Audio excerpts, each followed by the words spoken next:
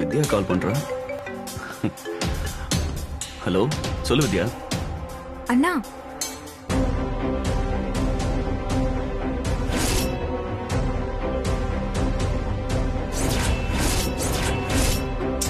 அக்கா சஞ்சய் சொல்றத கேளு. நீ நேர்ல வர வேண்டாம், நான் பாத்துக்கிறேன். Sanjay, hello hello Sanjay. Show, ஏன் ராஜி இப்படி பண்ண? இப்ப அவரு இங்கதான் வந்துட்டு இருக்காரு. இப்ப என்ன நடக்குமோ தெரியல. எல்லாம் எழுதிட்டீங்களா?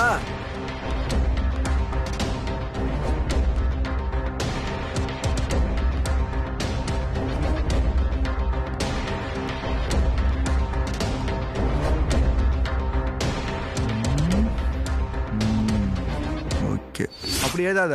அப்படி எழுதக்கூடாது. நான் சொல்லி தரேன் பாரு. இல்ல பரவாயில்ல சார். இல்ல, நான் சொல்லி தரேன். இருமா, நான் சொல்ற மாதிரி எழுதுமா. கையை பிடிச்சி எழுதுனாதான் எப்படி வருது பாத்தியா? சார்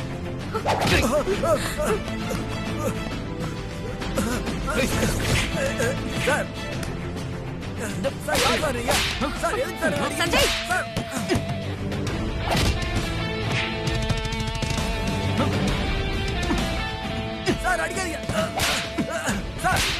சஞ்சய், சஞ்சய், ஐயோ, சஞ்சய், சஞ்சய், சஞ்சய். நம்ம ஊர்ல உங்களுக்கு மாதா பிதா குரு தெய்வம்னு சாமியை விட பெரிய அந்தஸ்து கொடுத்து வச்சிருக்காங்கடா. அப்படி ஒரு பொறுப்புல இருந்துகிட்டு என்ன வேலை பாக்குறீங்க? சஞ்சய், சஞ்சய், படிக்க வர பொண்ணு கிட்ட போய் சஞ்சய், சொன்ன கேளு சஞ்சய். சார் சார் சார் வேணாம் சார், விட்டுருங்க சார். சார் வேணாம் சார். டேய், என்னடா பண்ண பைத்தியக்காரன? சார் சார் 20 வருஷமா இந்த டுட்டோரியல் நடத்திட்டு இருக்கேன் சார். வெளியே தெரிஞ்சா பேரு கெட்டு போயிடும் சார். சார் சார் இந்த பிரச்சனை பெருசாக வேணாம் சார். சார் இப்பவே உன்னை வேலையை விட்டு நிறுத்திடுறேன் சார். டேய் போடா வெளியே, போடா வெளியே. சார் சார்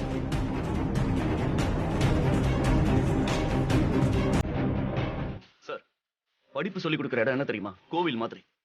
இந்த கோவில்ல சாமியே உங்களை மாதிரி வாதியாருங்க தான். உங்ககிட்ட இருக்கிற ஒவ்வொரு ஸ்டூடெண்ட்டும் நீங்க சொல்லி கொடுக்கிற பாடத்தினால அவங்க வாழ்க்கை மாறும் நம்புறாங்க. உங்களை அந்த தெய்வமா பாக்குறாங்க. ஆனா நீங்க என்ன பண்றீங்க? சார், நான் ஒட்டுமொத்த டீச்சர்ஸையும் தப்பா சொல்லல சார். கடவுளுக்கு சமமா இந்த உலகத்துல எத்தனையோ வாத்தியாருங்க இருக்காங்க. ஆனா இவனை மாதிரி பொறுக்கீங்களால அவங்க பேர்லாம் கெட்டு போயிட்டு இருக்கு சார்.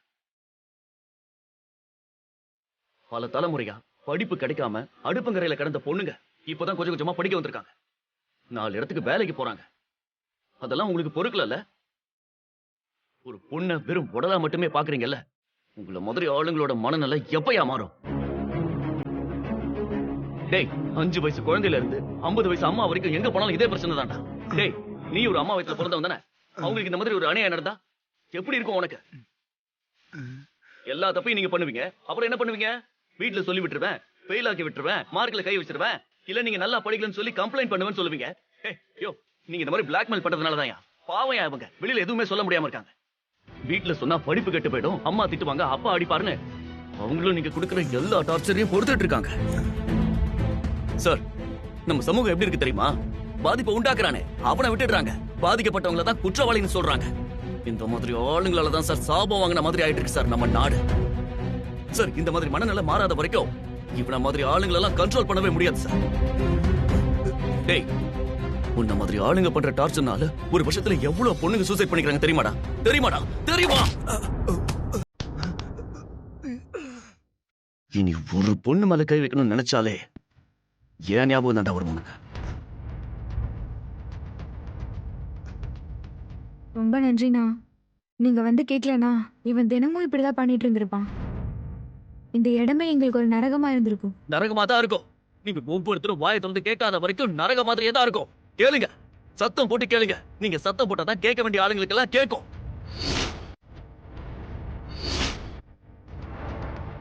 சரிங்கண்ணா.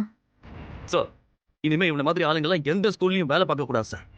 சரிங்க சார், நான் பாத்துறேன் சார். பாவதியா போலாம்.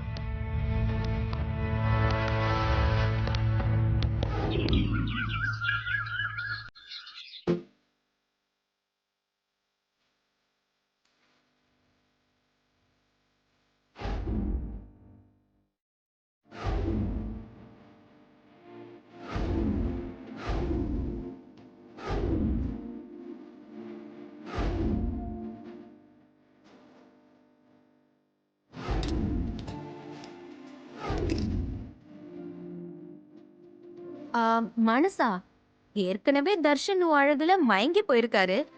இப்போ அழகுக்கு மேல அழகு ஏத்திட்டு இருக்க. வந்து பார்த்துட்டு என்ன ஆக போறாருன்னே தெரியல. ஏய் மேகனா சும்மா இரு. ஐயோ வெக்கத்துல என்ன ரொம்ப அழகா இருக்க. மனசா இங்கதான் இருக்கா. மனசா, மா ஓ மாமியார் வீடியோ கால்ல இருக்காங்க. பேசு. அத்தை என்ன மருமகளே, ரெடி ஆயிட்டியா? ரெடி ஆயிட்டே இருக்கேன் அத்தை. சந்திரமோகன் அண்ணா சொன்னது உண்மைதான். ஒரு மகாலட்சுமி தான் என் வீட்டுக்கு மருமகளா வரப்போறா.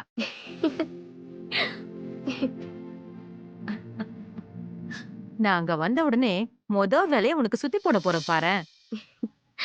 போங்க அத்தை. அட, என் மருமக வெக்கப்படுறா. இத பாக்குறதுக்கு என் பையன் பக்கத்துல இல்லாம போயிட்டான். மா போதும்மா, நீங்களே பேசுங்க. குடு. ஆ. சகுந்தலா, அவ ரொம்ப வெக்கப்படுறா. அவளை பாக்குறதுக்கு ரொம்ப சந்தோஷமா இருக்கு வேதா. ஆமா, மாப்பிள்ளை எங்க? அவன் பக்கத்துல தான் போயிருக்கான். இப்போ வந்துடுவான். 3 to 4 o'clock தான் நல்ல நேரம். நீங்க சீக்கிரமா கிளம்பி வந்துருங்க. நாங்க 1 ஹவர்ல அங்க இருப்போம் வேதா. சரி சகுந்தலா, ஓகே. ம். உன் மகளோட அழகெல்லாம் அலங்கோலமா மாறப்போற நாள் ரொம்ப தூரம் இல்ல வேதா. அன்னைக்கு நீ இந்த சகுந்தலாவை ஏண்டா அவமானப்படுத்தணும்னு வருத்தப்படணும். உன் பொண்ணு வாழ்க்கைய காப்பாத்த சொல்லி நீ என் காலை புடிச்சு கெஞ்சணும்.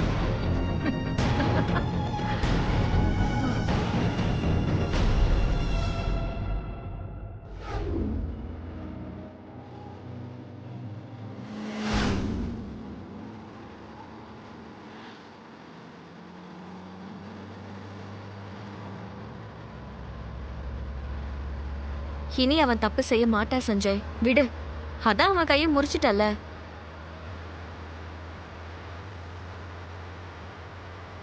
இன்னும் என் கோபம் அடங்கல வித்யா. இந்த மாதிரி நியாயமான விஷயத்துக்கெல்லாம் நீ கோவப்படுறது எனக்கு பிடிச்சிருக்கு. ஆனா கோவத்துல நீ என்ன செய்யறன்னு உனக்கே தெரியல. அதான் எனக்கு பயமா இருக்கு. நீ அடிச்சதுல அவன் செத்துருந்தானா என்ன ஆயிருக்கும்? கோவம் வந்தாலும் கொஞ்சம் நிதானமா இரு சஞ்சய். கோவத்துல எப்படி நிதானம் இருக்கும்? ஆ, இருந்தாலும் நான் உனக்காக ட்ரை பண்றேன்.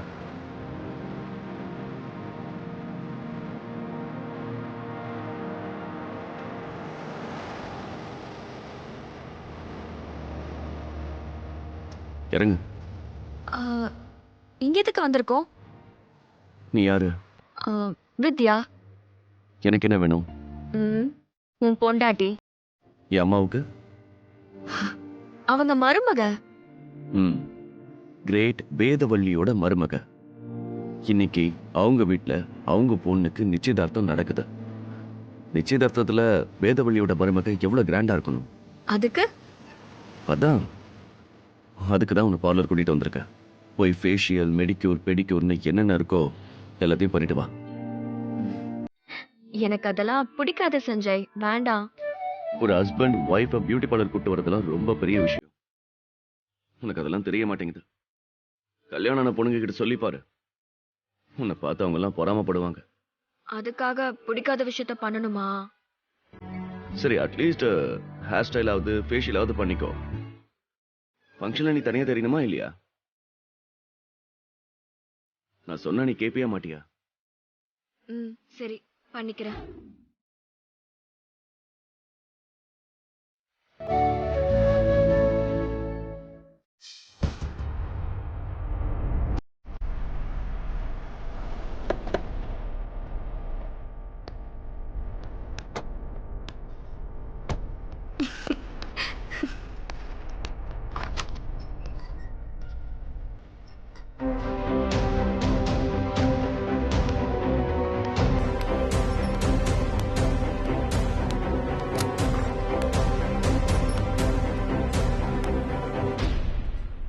இன்னைக்கு எனக்கு நிச்சயதார்த்தம். இந்த சிச்சுவேஷன்லயும் உன் கூட பியூட்டி பார்லருக்கு வந்திருக்கேன். இப்போவாவது நான் உன்னை எவ்வளவு லவ் பண்றேன்னு புரிஞ்சுக்கிட்டியா? எனக்கு உன்னை பத்தி ரொம்ப நல்லா தெரியும் baby. I love you baby. வாங்க மேடம். ஆ. ஃபேஷியல் பண்ணணுமா மேடம்? ஆமா. உட்காருங்க. ம்